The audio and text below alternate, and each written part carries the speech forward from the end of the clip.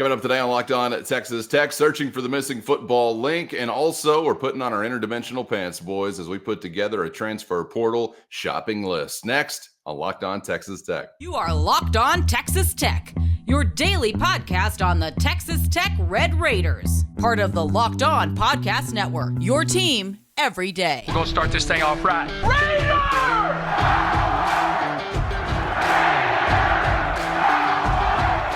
Everything runs through Lubbock. Great to see you again on Locked On Texas Tech on the Locked On Podcast Network. And thanks as always to those making us their first listen on YouTube or anywhere you get podcasts. Today's episode brought to you by PrizePicks. Go to prizepicks.com/LockedOnCollege and use our code LockedOnCollege for a first deposit match up to $100 at prizepicks.com/LockedOnCollege. Daily fantasy sports made easy. With the only Chris Level, I'm Casey Cowan. Chris, great to see you again. And as we are here in the midst of an open week for Texas Tech football, that gives us time to ponder, well, many things. And still coming up this week, we will step away from the gridiron. We've actually got some basketball conversation, to have here this week. And we're going to get to some bigger Big 12 stories as the week rolls on as well. Also going to hear from Red Raider head coach Joey McGuire coming up later on today, depending upon when you're listening to this, if it's Tuesday morning. And you got that coming up in a few hours. So hopefully some more clarity on so many different things that we might discuss here today, because we'll talk a lot of personnel. We'll talk a lot of roster. We've still got a fairly lengthy list to consider as far as health and wellness is concerned. And with an open week here looming, hoping that can be impacted positively. We'll get to that coming up. And also want to get to, well, put on your time traveling interdimensional pants, folks. Transfer portal. Considerations that will fit into this conversation, I think, Chris, because I want to kick it off in the realm of the missing link, because I don't think there's any question that Texas Tech has not been able to put the pieces together as they intended to or hoped to just yet coming into the season. And that even felt like the case early on when you were rolling with QB1, when Tyler Shuck was still a healthy guy, even though I know that wasn't a very long period of time. But Chris, to kick off our conversation here today, I wonder what comes to mind when you consider something like the missing link or the missing piece, or what hasn't been there for Texas Tech to this point in the season to give them the season they hope to have. And by the way, I will allow extended QB injury conversation if we just need to go straight there. But other options are available as well, I think. Yeah, I think that's just top of the list for sure. I think, there's probably a list, but that has to lead it. And what's like, whether it be Tyler or Barron, you just haven't had a chance to be healthy and then work through those things. And because Barron is just not all that experienced. And yet, he certainly doesn't have any experience around here healthy. You forget. I mean, we've rarely seen him when he's been feeling good, because last year, I think it was late in the second quarter in Stillwater, and he back in the pocket, and he kind of came down and he landed on that D lineman, and he kind of tweaked his ankle. And then from then on, he dealt with that high ankle sprain the rest of the season. Maybe during the bowl game when he was kind of a bit player in that setting, maybe he was feeling a bit better at that point, but he really wasn't QB1 at that point. That was Shuck who won the MVP that day in that bowl game. And then this year against Morgan, in Morgantown against West Virginia, he comes in and, basically, I think the first or second series, he gets flushed from the pocket and gets landed on, and then he's been dealing with a shoulder issue ever since. That's to me the greatest, frustration, mystery, wish. I don't know. I just would love to see what kind of season you could put together if you could just have somebody that could put a full body of work together. But it's like, somebody's out there wishing or saying, no, this is not what you guys get, and you're going to deal with it, and you're going to deal with it repeatedly. But it's maddening to me. Yeah, you're making me think of the classic Seinfeld episode when I believe Franklin Delano Roosevelt and Kramer are having a wish contest, and one's chucking pennies, one plucking eyebrows. I don't know who's wishing against us, but somebody has got bigger wishes or more impactful wishes, I guess, than we do so far this season. I really feel like, Chris, if we're considering off-season conversation, what we thought, okay, was going to be in place or maybe hoped was going to be in place here or there, we go back to those conversations and look to see what hasn't really shown up.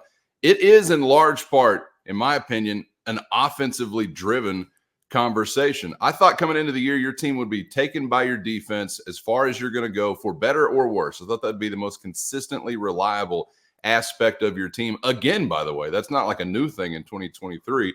Sort of been a recent theme going back to some Matt Wells years. I think that's still sort of been the case, but I was really believing at that time, okay, if you're going to do something beyond expectations, say win like a 9th game in the regular season or be relevant in November, as you've alluded to, what has to happen offensively? And to me, I went to the offensive line, and maybe I foolishly bought into some things there. I wasn't really thinking, wow, the wide receivers are going to be much different than they were a year ago. Your running backs, there was no way they were going to be better than they were a year ago. SaRodorick Thompson, Taj Brooks, great two-headed monster. It's Taj Brooks and the Funky Bunch now you're trying to figure out. I don't think there's any way to feel like, yeah, that was going to project in a different direction.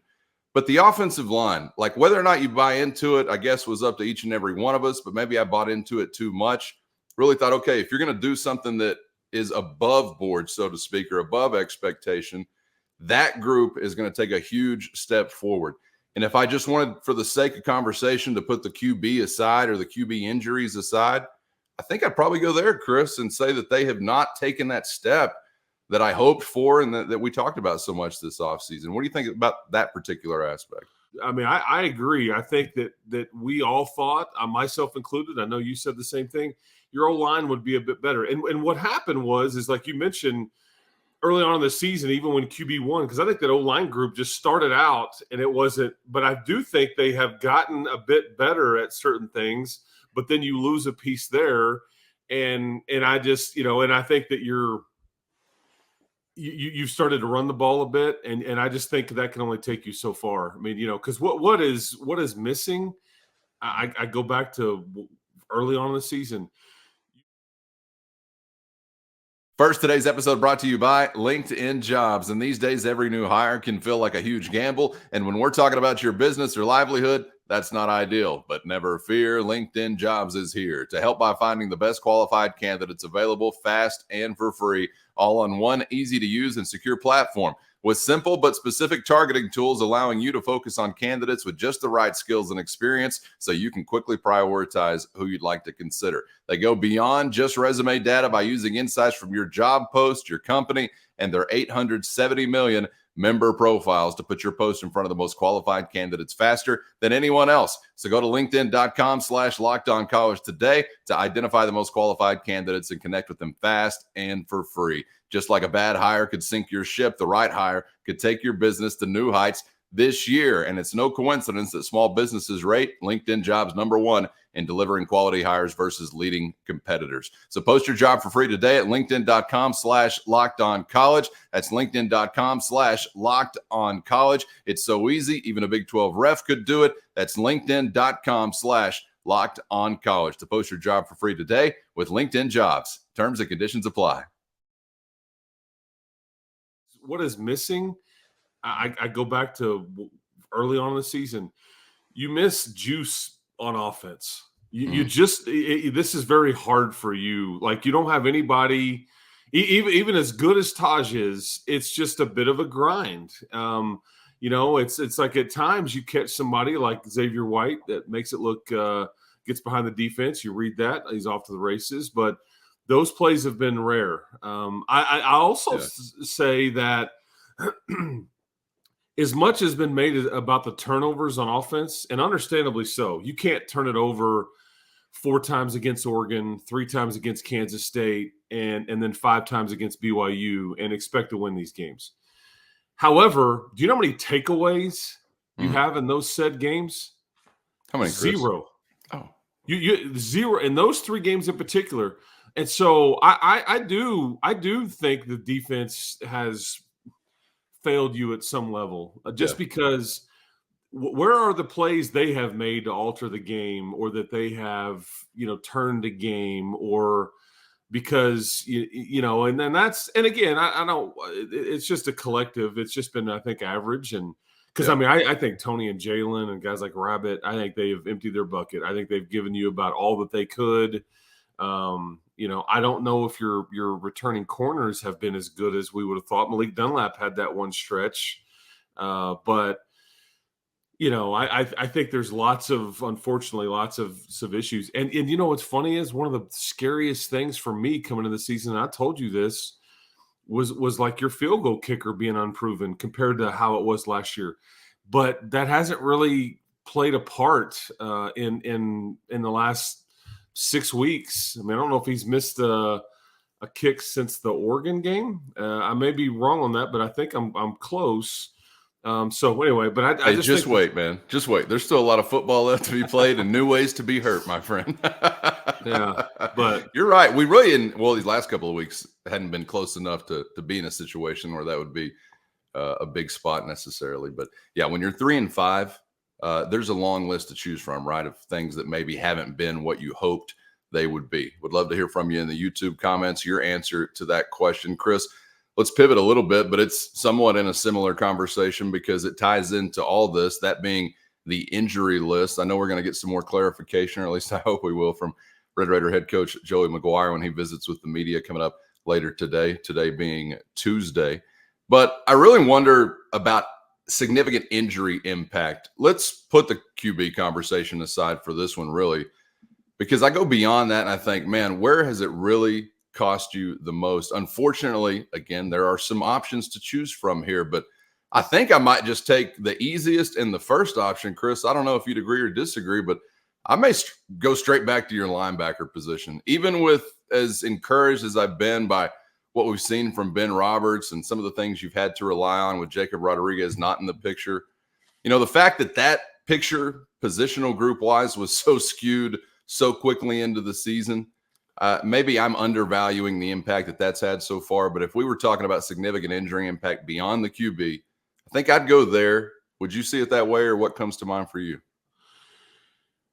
I mean, I think that losing Jacob Rodriguez when you did, it hurt bad. Yeah. But I do think you have been able to salvage, because I mean, all of a sudden now you look up. At the time you thought, oh no, this is a blow. Yeah.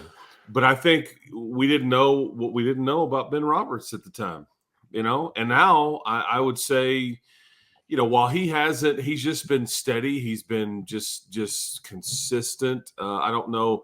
He flashed a few times early, and now I think, it's rough, in this league. But I do think now all of a sudden you look at the depth at that position because of Ben Roberts' emergence, and I think you feel like when Jacob does come back, which it should be against TCU, you feel like, and you had moved Bryce Ramirez over to that position. Maybe you don't have to keep him there. We'll see. I think it allows Jacob coming back allows you to go ahead and say, "Hey, Mike Dingle, you've played in your 4 games. We're gonna redshirt you, man. So we appreciate it." And plus, he kind of had an issue with neck or shoulder or something that happened in Waco that he hasn't come back from. So he didn't play against BYU. But you're on the cusp of getting. And I just. You knew what my thoughts were. I have a very high opinion of Jacob Rodriguez. And again, how healthy is he at this point? I mean, is he good enough to be full go? I'm not going to go that route yet because I think that he's going to need time to work his way in, because there was some talk about, hey, man, should we just sit him out for the remainder and go ahead and redshirt him? But that's not the plan. I don't think that's the player's plan. I don't think that's the coach's plan. I mean, he's rolling when he's ready, and I think he's ready next. And is that, urgency related, or? I just think he brings a lot to the defense. I think he wants to play. I think that they're just not with some kids it makes sense on the redshirt thing, and other kids it just doesn't. It just doesn't make sense to redshirt him. He's ready to go right now and play. Gotcha. Yeah. And with Mike Dingle, I could see, okay, yeah, we don't necessarily need him And so he got it all in front of him. Let's like it just that one doesn't make sense to me. And he's shown some good things. He's shown some flashes this year. Has. I'll be excited to see him again. Well, that's what we need to call him, as Flash. He needs to have some sort of twitchy nickname or whatever. But and I obviously the Mason Tharp injury has played a huge role, Cowan, because you've done different things with your personnel groups and being able to run the ball and all these things, because you go from Mason and Baylor and Jaden York and Henry Teeter to basically I guess BYU. It was basically Baylor Cup and then Henry Teeter, because Jaden York had been ejected. Mason Tharp has been missing for the last several weeks. And keep in mind, Baylor Cup playing through an injury. He's got a shoulder issue. Jaden York is a walk-on, great kid. He didn't spit on anybody. Number 92 for BYU. I'm glad you brought that up, man. I got you, man. Hey, 92. Hey, I see you, man, with the gamesmanship and so referee. Are we refuting this as a program? Like, is that really?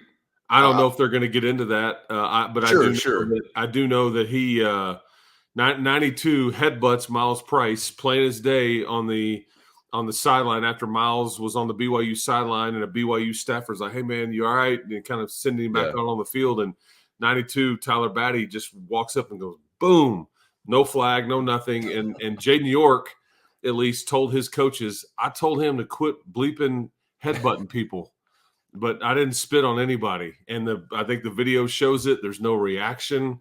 Anyway, we could spend a whole time. Sorry, I didn't mean to sidetrack you there. It's frustrating. It's frustrating. And it's not like Jaden York was some key piece or the missing link to a win or a loss, but it just kind of was a tone set and all that. Bottom line is your tight end position is not near as deep as people would think, which we'll get into the portal conversation a little bit, because there may be some tight end conversation in that portal conversation. Well, I'm a little surprised. I don't think, unless I just missed it slip by, I haven't heard the name Tyler Owens from you yet, because this is one of the anticipated guys of the offseason and kind of in and out. I don't know how healthy he's ever been this year. Yep, and he missed some time during. I mean, he was rotating during the game because he's not 100%. And this is just going to be one of these kids that it's like, oh, what could have been kind of deal. Because I mean, I think we saw him at his best when he played Ole Miss last year. He was all over the place, and I think he's had his moments this year. But like in that game Saturday, you Cameron Valdez didn't finish the game. I think Brendan Jordan, who ironically enough, excuse me, Jordan Sanford. I'm going to do that for the end of time. Brendan Jordan Sanford. There's also two freshman receivers, TJ West and DJ Crest. That's going to jack me up. So just be ready, man. Get some early reps in for that. I mean, yeah, but it was I believe Jordan Sanford that got dinged up and did not finish the game. Also, and he's playing the same position, I believe, as Tyler Owens. So yeah, it's just part of it, man. Sure. Everybody gets dinged up, but yeah, it's you've dealt with your fair share, and it's just so I think part of it is like you never really got to see the team that you had hoped for. But this is the way the sport works, man. You got to have depth, and you got to be able to adapt and thrive, and with whoever's available. But it's just tough when you're just your third string quarterback and you've got a middle interior linebacker kind of learning on the fly, and then tight ends when you want to try to run it more now, not less. And like that's part of the deal is like you kind of load up with some of your big people, and you hadn't had one of your best blockers in there. Yeah, I'm thinking next man up. I'm thinking about that old barbecue radio commercial. Next in line. Just come on down, buddy. It's Rod Roddy welcoming you to The Price is Right. Let's now wrap up the conversation, Chris, with the words you mentioned a moment ago. Portal. Transfer portal window will be opening, a little over a month, I guess, from now. Is December 1 the day? I think you're basically right at like 5 weeks from now. Gotcha. Yes. So I'm really curious, just in a broad way, kind of priorities or objectives they had set within this portal conversation, coming into the year, what they knew the roster was going to be losing or whatever. And then maybe how much that is impacted actually by either injury or just the way you've played this year. Like how much does this I guess, objective list kind of evolve through the year? And there's different schools of thoughts on how to build a roster. I think Joey's trying to, and it's hard for people to, because when you look at full classes of high school kids, it is fun and you're getting really good athletes committed to you. However, the reality is that though most high school players, they're going to need a year or 3 before they can legitimately help you. Yeah, Micah Hudson may be different, but the bulk of your class, they need time in the weight room just to grow up, to learn where the English building is, all those different things. And so it's tricky and it requires a bit of patience, which, it's extremely difficult to be patient about anything on a Saturday afternoon. I get it. And so you will always, I think with Joey anyway, because I think the criticism with Matt, and I thought they brought in some really good players, but the criticism was that they're going too heavily into the portal. But they had pressure to win and win right now. And there's some prices that you're paying for that right now, because now you're having to fill some of these spots. And so I do think you'll supplement your roster like last year with portal guys. There'll be a handful of them. Let's go down the list real fast. Yeah. First, today's episode brought to you by PrizePicks, the most exciting way to test your skills and play daily fantasy sports, and a great way to add juice to any game, anytime. And if you've got the game, you can turn $10 into $250 with just a few taps. Easy gameplay, quick withdrawals, and a giant selection of players, projections, and stat categories are just part of what makes PrizePicks the #1 daily fantasy sports app. So go to prizepicks.com/lockedoncollege. That's prizepicks.com/lockedoncollege and use our code LOCKEDONCollege for a first deposit match up to $100. Again, right now, PrizePicks is going to match your first deposit up to $100 with the promo code LOCKEDONCollege at prizepicks.com/lockedoncollege. Daily fantasy sports made easy. Let's go down the list real fast. Yeah. I do think I just would be shocked if you're never in the business of adding a quality big person via the portal. I think you'll actually add a couple of offensive linemen via the portal if you can find the right ones. I think you'll add an interior defensive lineman to replace Tony and Jalen whenever they play their last game this season. Just because it's. You can. I think they love their younger offensive linemen and defensive tackles and whatnot. But they're also. It's like the difference between being 265, 270 and being like 315. As far as the weight and just getting pushed around and just that maturity and that time in the weight room. And you need to go to the group of 5. Go find somewhere that somebody from Texas that went off and wants to come back. So anyway, a couple of O linemen. I think a D tackle. I think you'll take a couple of tight ends. I really do, because look at your tight end position. I mean, Baylor is. I think this is it for him. Mason has missed some time, and I just don't know how long this will continue.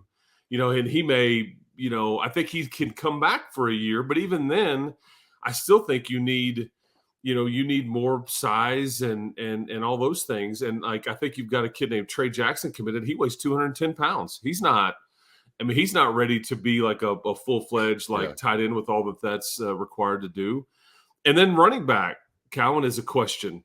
Taj Brooks can come back for another year. I just really highly doubt that he would do that, just based on the way running backs are treated in the NFL, and he's going to eclipse 1,000 yards. Yeah, his stock will never be higher, I don't think, college-wise. I think you nailed it, and it's all about tread on those tires, and there's only so much. Yeah. So I don't know. I could be wrong. I mean, there maybe they can do something, and he'd be like, "Man, I really just want my one more year here." I don't know.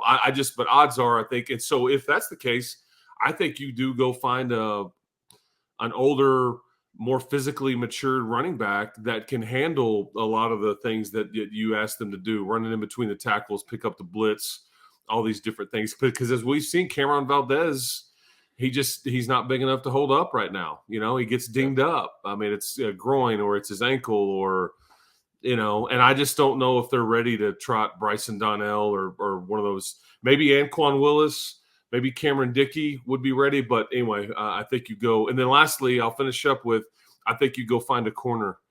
It doesn't have to be an old guy or anything. I think they just want a good one. But, AJ McCarty and Braylon Lux would be your two guys that I think could be locked in at corner. But I think you'll go find another guy that can really cover people. So but anyway, that's kind of, so what do we just say? 2, 3, 4, 5, 6, maybe 7. So that doesn't even consider who may depart your program that maybe isn't unexpected. Indeed. I'm glad you mentioned that, because I really wanted to ask you about that before we get out of here. There's still football left to be played. We don't know how the season will finish or what the offseason will feel like. It's been a frustrating one so far, and I'm sure that could lead to some disgruntlement. But I wonder if that's kind of overblown, kind of like the thought of, well, a recruit comes to watch a game, they lose the game. Does that matter to the recruit? We had that conversation a few months ago. I wonder, because you see it on RedRaidersports.com or elsewhere. You hear from fans just like I do. When things go bad, they're like, oh, well, kiss goodbye to this guy, and we're going to lose half of the roster and blah, blah, blah. Is that overstated, or are you really trying to hold it together if you don't have the season you want to have? Yeah, I think the results on the field mostly are understated. It doesn't mean that it doesn't affect. Understated? Well, no, I don't. In other words, I don't think like a kid. I don't think a kid is like looking at it going that was committed. Micah Hudson, for example, he doesn't look at it and go, "They're 3-5, man. I'm out. I'm not doing that." No, that's just not the truth. I think most kids look at situations, and again, it's all about how you recruit them. But I think like this particular class is like, we want to be a part of the group that turns this thing around and that pushes through, and collectively get you to a conference championship and things like that. So that's how they view it. They almost view that as a positive, that there may be some struggles. Not that they're sitting there rooting for this team to lose or anything like that, but I think they just ultimately want to be a part of the group that helps push through. And so I think I'm answering what you asked, but the portal thing is going to go two ways, because there's going to be some guys that I think that, the staff or the team would be like, man, it just isn't working here. You're not, you're just not going to play. You're being passed up. We've recruited over you, kind of thing. Yeah. And some guys may go, hey man, I get it. Or I'm okay with that. I'm just going to stay. I mean, there's all kinds of dynamics there, but then there's going to be some players that go, man, I've graduated. I want to go be featured somewhere. I want to go play elsewhere. So you're going to lose some guys too. This is just part of it. Philip Liddy, I'm trying to, you lost the DB to Indiana last year. His name escapes me right now. But yeah, Kobe Minor, sorry. Kobe Minor was his name, I believe. So you lost a couple of key guys and again, others too. There was some offensive linemen that kind of departed. There was, but this is going to be what you can expect now. Yeah. And I just think you have to be careful about leaning on the portal too much, because in general, it's largely watered down. Everybody's tapping into this deal. Sure. The best ones are, we knew you before. We know who you are. I know what you're about. Yeah, I hear you. You want to come back home? Cool. Let's do it.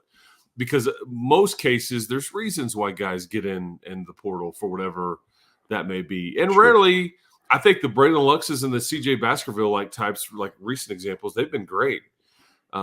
Baskerville just wanted to get back closer to home. He grew up in the Metroplex and in Houston, ironically enough. And so, anyway, I think he's been, but he's just had a hard time staying healthy. I mean, just like once upon a time, the JUCO pond could be an enticing but dangerous pond to fish in. This is the same way, and it may be even a little bit more dangerous, because I think it's even more enticing because they've already been on this level in some cases or a part of the program. But it's like you said, they're there for a reason. You've really got to do your homework. And like you also said, you're saying a lot of really smart things today. Like you also said, finding that balance between going to the prep level and the high school ranks and trying to dip into there is what you got to strike. Everybody's trying to do it. Chris, appreciate your time. As always, man, enjoyed it. And we'll do it again on the other side. Keep hope alive, people. Yes, sir. Appreciate it. and subscribe on YouTube or anywhere you get podcasts so you never miss an episode. For Chris, I'm Casey, and we'll see you for the next round on Locked On Texas Tech.